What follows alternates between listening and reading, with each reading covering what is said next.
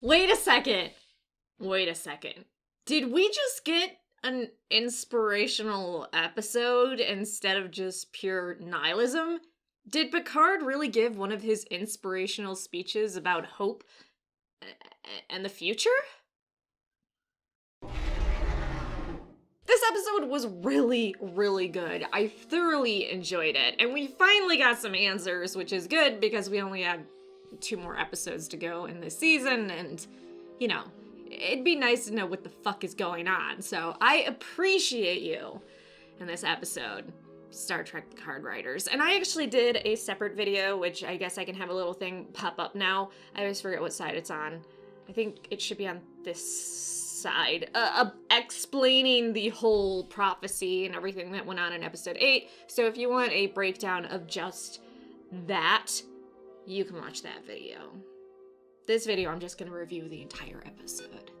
So we started this episode with a flashback to 14 years earlier when Commodore O, who was a member of the Zhat Vash, initiating more into the order on the Grafe world, which was created some 200,000 years ago by placing 8 stars around it in a pattern as a message containing a warning they really wanted people to pay attention to, otherwise known as the Riddle of the Eightfold Star, which the Romulans found 300 years or so ago, and after seeing the message, they formed the Zhat Vash to make sure what happened to that civilization some 200,000 years ago didn't happen again. Now, to be initiated into the Zhat Vash, you have to know what you're fighting against, and the message or the admonition touching it basically forces a lot of people to fail their sanity roll and just lose their shit.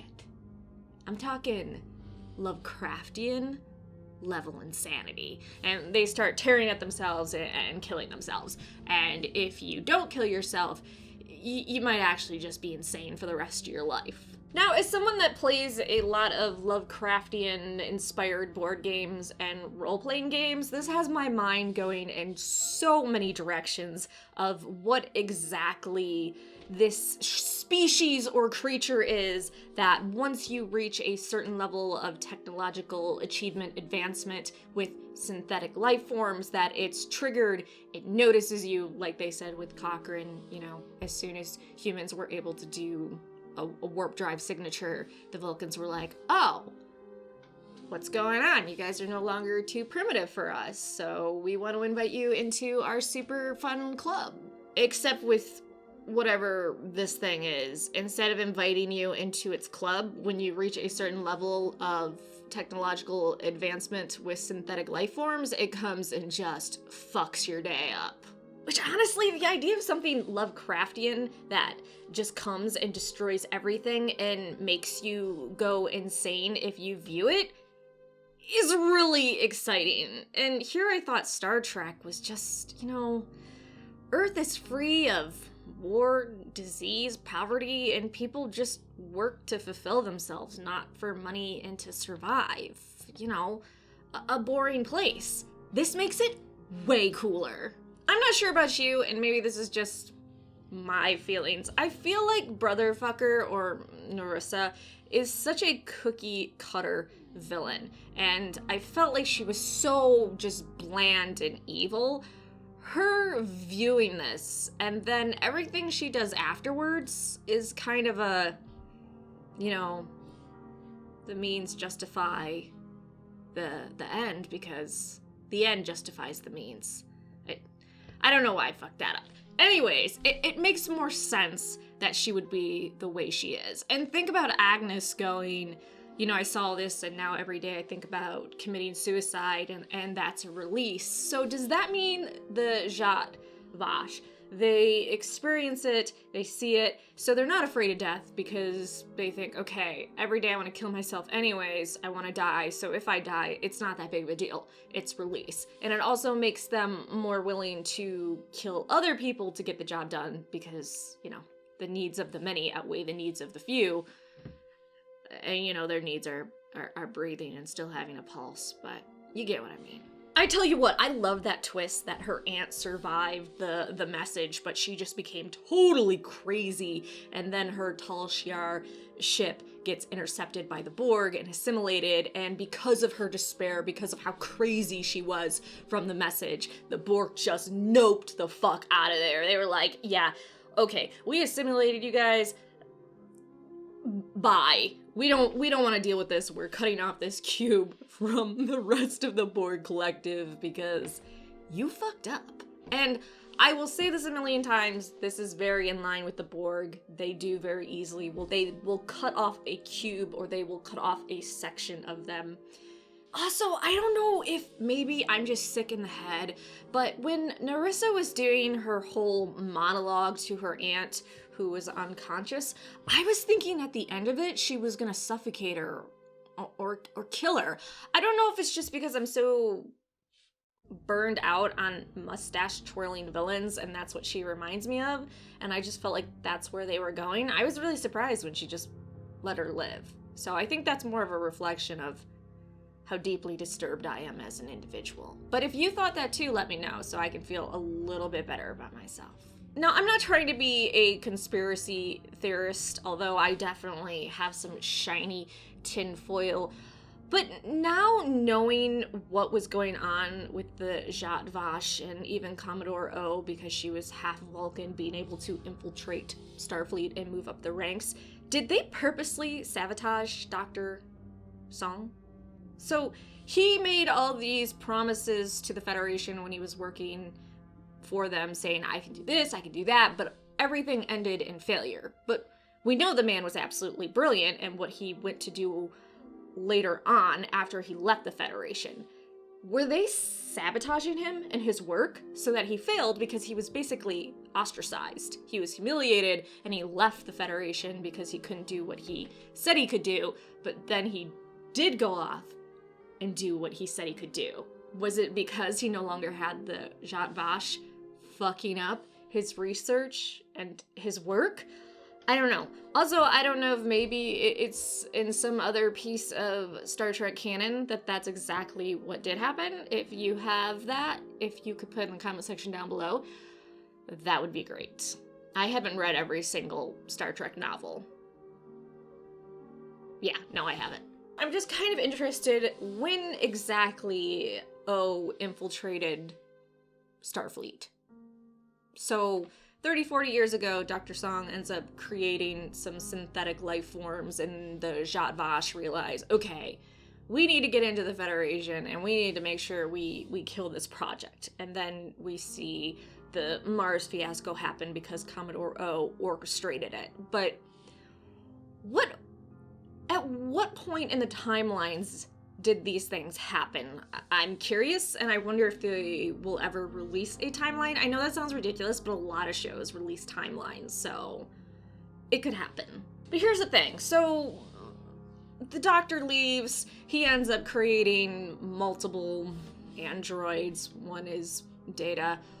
Why then, when the Mars thing happened and they banned synthetic research and then Maddox disappeared, did the Zhat Vash not think, okay, we need to track him down immediately and kill him?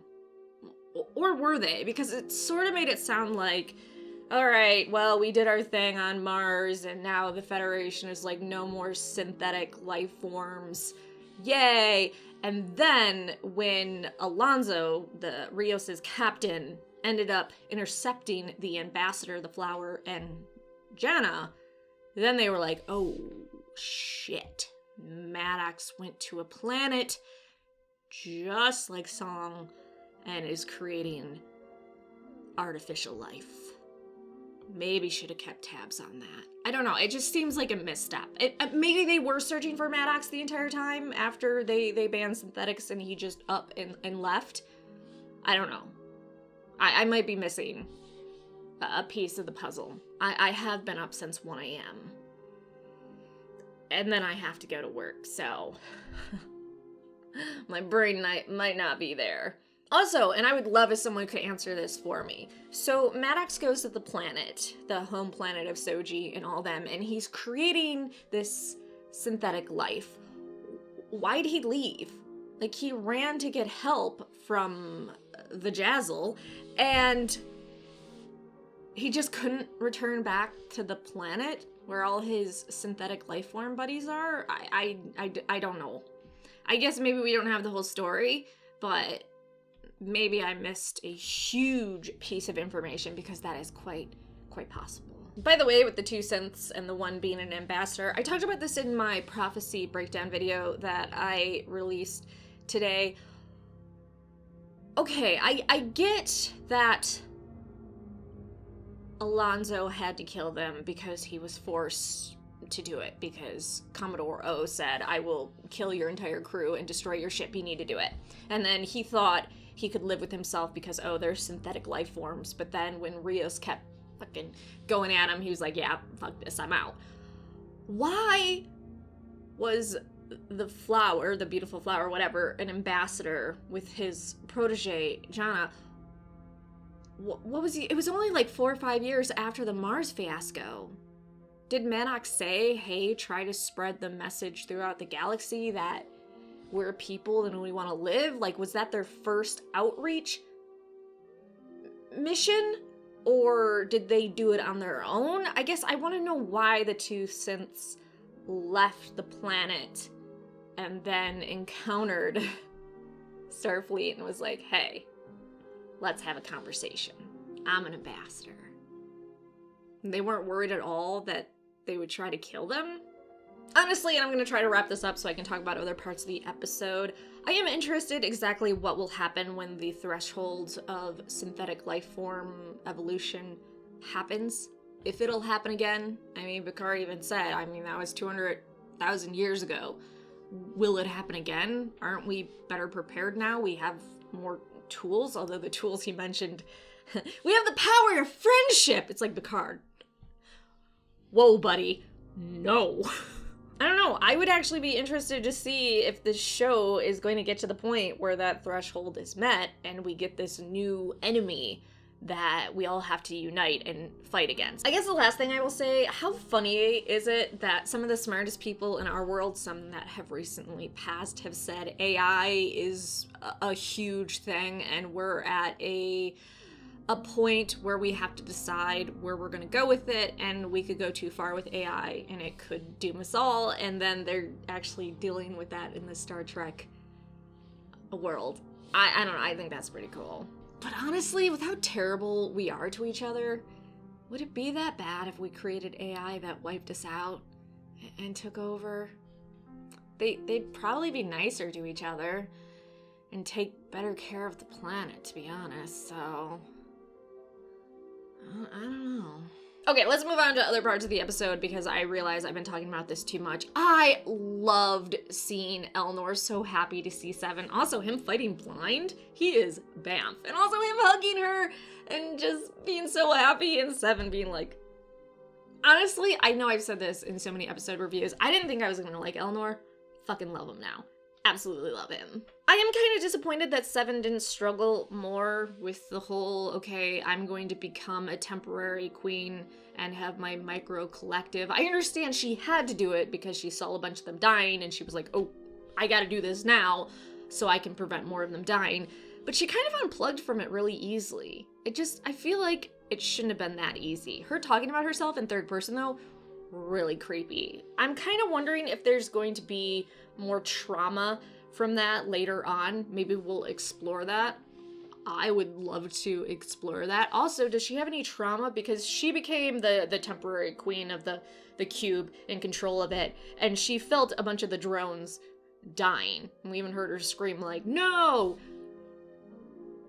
Is that gonna mess with her? And is she gonna have some emotional trauma from feeling that?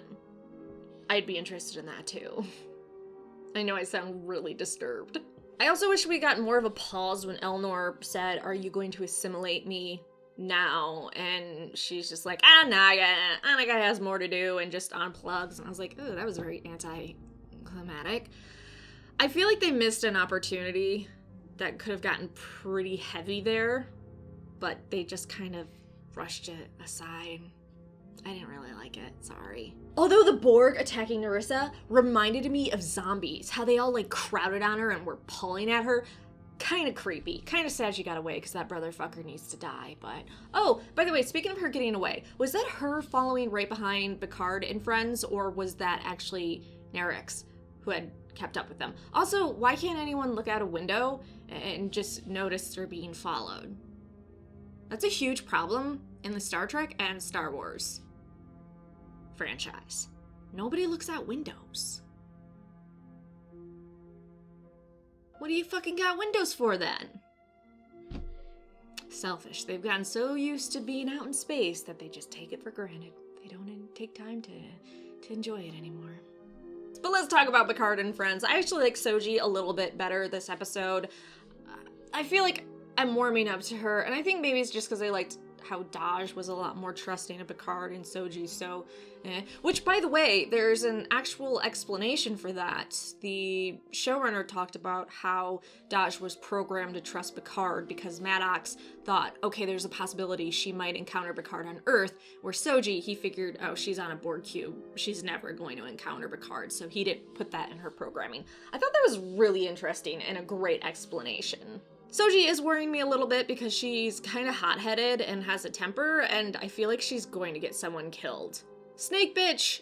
I'm happy she's starting to redeem herself, but I don't know, I don't believe that she was able to kill her lover, Maddox, and then so quickly go back to, oh my gosh, I'm not gonna kill anyone again. I wouldn't believe her. I wouldn't want her around. I'd put her in a cell. Also, okay, O puts a psychic block in her so she can't talk about what she saw. She really didn't seem like she was having any issues. I realized Picard was saying, hey, you need to fight it, but she really didn't seem to be struggling that much, so I don't know. Maybe secretly Maddox had broken up with her, and so her killing him was a fuck you. I liked Rafi a lot this episode. I've been kind of about Rafi. There's just something about her that maybe wasn't clicking with me. I really like her. I feel like her being a conspiracy nut job in this episode while sober, she's pretty awesome. Absolutely adorable. Love her talking to the different holograms. And did you notice the little nod of the emergency hologram for engineering having a Scottish accent? Very cute. I appreciated it. Okay, last little bits. I like the Don Quixote reference in Picard's call to Clancy, but still not sure I like her telling Picard to shut the fuck up. Also, they just GTFO'd after she said she's sending a squadron, so are those ships going to show up to help Picard sometime in the future and be like, hey dude, we came here for you. Soji and Picard's heart-to-heart was nice, and Soji saying Data loved Picard was just everything. I'm happy Picard is laying down the wisdom of even though your life was fabricated, you still have a story to be claimed, and they can't take that from you. I really like this episode. You can let me know your theories on this episode, where you think the show is gonna go with the last 2 episodes. Like, subscribe, and just pour all your brain thoughts in the comment section down below about Star Trek Picard.